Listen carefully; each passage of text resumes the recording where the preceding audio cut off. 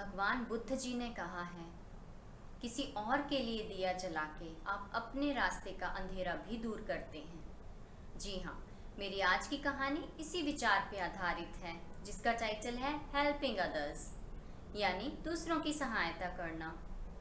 तो ये कहानी है एक लड़के की जो बहुत ही गरीब था। गरीब होने के बाद भी वो सबकी सहायता करने के लिए हमेशा तैयार रहता था। दिल का बहुत ही अच्छा था। जंगल से लकड़ी काटता, बाजार में बेचता, उसी से अपनी रोजी रोटी कमाता था।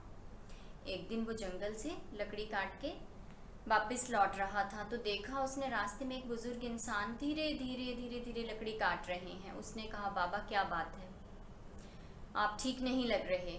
उन्होंने कहा, हाँ बेटा, मेरी तबीयत ठीक नहीं है और कुछ दिनों से मैंने कुछ भी नहीं खाया। अब उस लड़के ने उनके लिए थोड़ी सी लकड़ी काट दी। वो उनको खाना भी देना चाहता था, लेकिन क्या करता, उसके खुद के पास खाने पीने के लिए कुछ नहीं था। इसलिए बड़े भारी मन के साथ वो वहाँ से चला गया। थोड़ा आगे गया तो एक छोटा सा बच्चा भूख प्यास से रो रहा था। वो उसकी भी मदद करना चाहता था।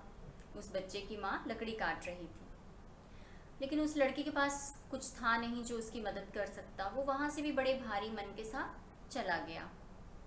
कुछ ही दूरी पे उसने लोगों को देखा, वो टेंट लगा रहे थे। वो उनकी तरफ गया। जब उन लोगों ने उस लड़के को देखा, उन्होंने उससे पूछा, क्या लकड़ी बेचोगे? उसने कहा, जी बेचूंगा। तो उन्होंने कहा कि हम अगले 15-20 दिन तक यहीं रहेंगे, हमें लकड़ियों की ज़रूरत पड़ेगी, आप ला के देना हमें लकड़ी। उसने कहा ठीक है। उसने वो लकड़ी उनको दे दी। जब उन्होंने उसको पैसे दिए, उसने पैसे लेने से इनकार कर दिया और कहा कि आप कुछ खाने पीने के लिए मुझे दे दो। वो लोग भी बहुत खुश हुए। उन्होंने कुछ खाना पीना उसको दे दिया।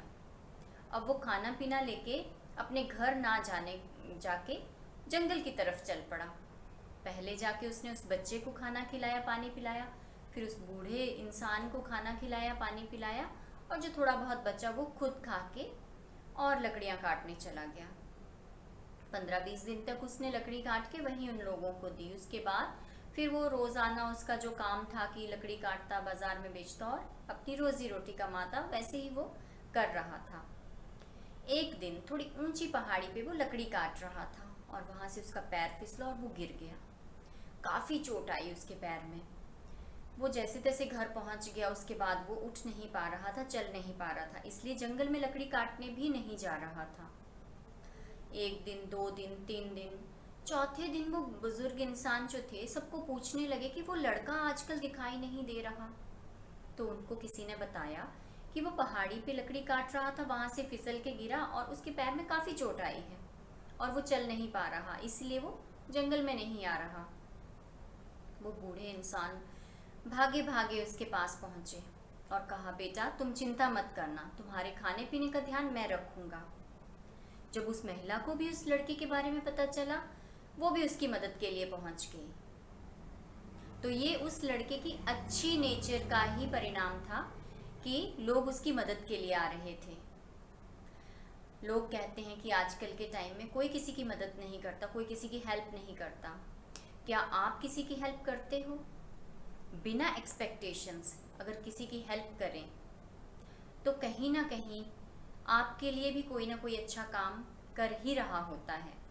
जैसे वो लड़का बिना किसी से कुछ भी एक्सपेक्ट किए सबकी हेल्प के लिए रेडी रहता था, और जैसे ही उसको ज़रूरत पड़ी तो हज़ारों हाथ उसकी तरफ भी मदद के बढ़े।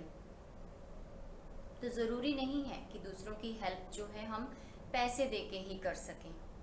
नहीं, आप दूसरों की मदद अपना वक्त दे के भी कर सकते हो।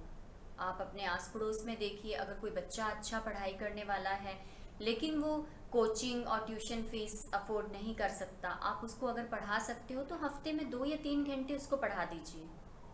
उसके लिए बहुत बड़ी हेल्प होगी आपकी तरफ से। इस कोरोना महामारी ने लोगों के परिवार छीन लिए। आप ऐसे लोगों से मिलिए, उनसे बात कीजिए। हफ्ते में एक दिन, एक टाइम ऐसा रखिए कि जब आप उनसे जाके बात करो।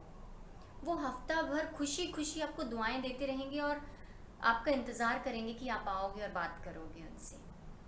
आजकल बहुत जल्दी ही लोग हताश, निराश हो जाते हैं, टेंशन में आ जाते हैं। आप उनके साथ अपने अच्छे विचारों का आदान प्रदान कीजिए। ये बहुत बड़ी हेल्प होगी उनके लिए। इस पेंडेमिक के चलते बहुत लोगों की जॉब चली गई। अगर आप किसी को गाइड कर सकें कुछ काम करने के लिए या कुछ काम सिखा सकें तो आप वो कीजिए, ताकि वो लोग भी अपनी रोजी रोटी कमा सकें। तो ऐसे बहुत सारे तरीके हैं जैसे जिनसे आप दूसरों की हेल्प कर सकते हो। तो ये कहानी हमें यही सिखाती है कि बिना एक्सपेक्ट किए हमें दूसरों की हेल्प करनी चाहिए। इस कहानी से मुझे टेलर स्विफ्ट की 2 लाइन्स याद आ गई, सुनाती हूँ। No matter what happens in life, be good to people. Being good to people is a wonderful legacy to leave behind. Thank you.